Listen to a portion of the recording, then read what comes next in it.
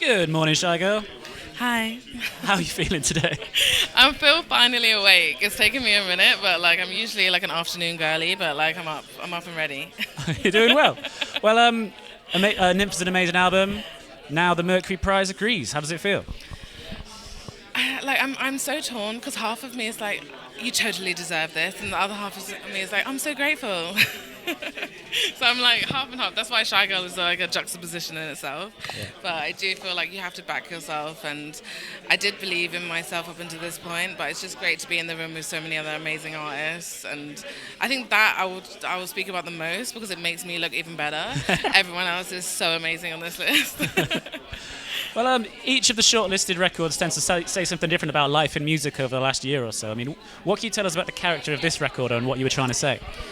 I think I just really wanted it to encapsulate who I was, right, like in the making, and that I had learnt so much with the other EPs and being in the studio with so many amazing producers.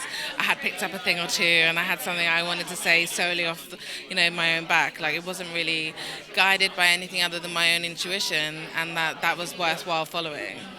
Well, the live shows have been amazing too, and there's been a really great atmosphere there. What can you tell us about kind of the community around Shygirl and the way that the world has kind of taken this record to heart? It's really interesting because I'm still really getting to know it on the road, and like I'm always so surprised by who turns up at the shows. Like, the crowd is so vast, and even the other day, my grandma was front row herself, so she was definitely loving it. Shy Gran? Not shy at all. But it's just been so like cathartic. I think just being able to be there on stage, talk about how I feel, get the energy out, and then have people screaming back coochie straight up at me from the crowd. But it's like things I just did not imagine. Like even playing at Glastonbury, like I never saw myself being where I am right now, and it's just nice to surprise myself and be here. I've always wondered, what's it like to say, hello, Glastonbury? I mean, the first time I definitely said hello, Bristol, which I got, at this time I was like, I'm just going to say hi, I'm shy. So yeah, not messing it up anymore, but honestly it was just nice to see so many people. Like I was playing Park Stage this year, so which is a beautiful crowd, and just next year I really want to be in the crowd more myself as well, and like get a bit of that Glastonbury feel. So. And speaking of bucket list moments, what's it like to have a friend, fan and collaborator in Björk?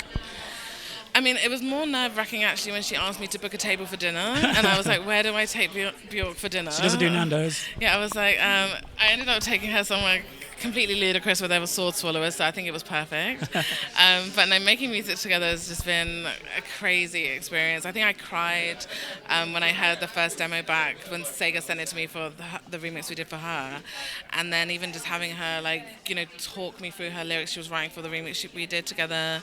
And we've actually spoken at length about like her experiences in the music industry and how she feels like she relates to me as well, which has just been beyond my wildest dreams. Like I grew up listening to Hunter on repeat and imagining I was in a world other than my own, and like I feel like now I'm really in control of the world I'm creating, and the people that are engaging with me have hugely validated me. Amazing. Do you think you'll collab again, or are you just friends for life now?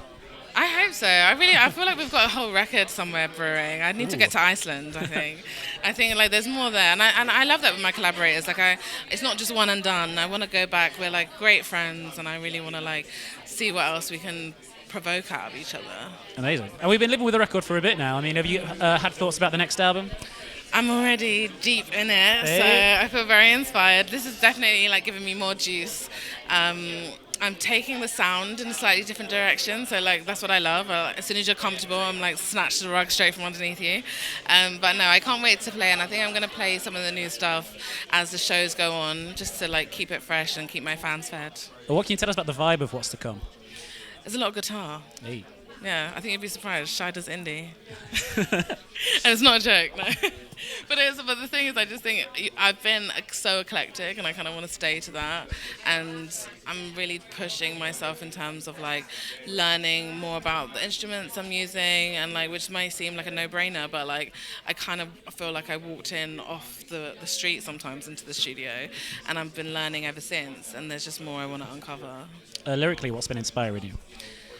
Love. I know it's a cliche, but I'm so in love. And I was like, I thought this was going to dead my lyrics almost, because sometimes when you're too happy, it's like, hey, what do I even say? But there seems to be a lot I have to say. And I feel like I'm being way more poetic, getting to the real root of songwriting, which I love. You know, I'm a big fan of just getting my heart out into the lyrics. And I feel like actually up until now, I've been quite reductive to what I'm capable of. And I can't wait to just give more of me. Nice one. And back to the Mercury Prize. If you were to put some money down, other than yourself, who do you reckon is going to win? That's so hard. I don't know. Like I really loved watching Ray's journey, and she would be probably the person I would say. But also Ben Locana is like the nicest person, and his music has really like just the sentimentality of it has really touched me. And I even had a weird anecdote with him actually recently, where my younger cousin reached out and was like, I love Locana, like obviously doesn't care about my music, loves Locana. And so like I connected them both, and he even like texted him happy birthday and stuff. And I was just like, he said he made music for young boys like my cousin, you know, and it was just so nice to engage directly with that. And this is why I just love who else is shortlisted, because I'm just like, couldn't be better people, you know, like people who genuinely live by the music that they make and have gone through it to make it, you know, like it's all very genuine. Sweet. Shygirl, thank you very much. Thank you.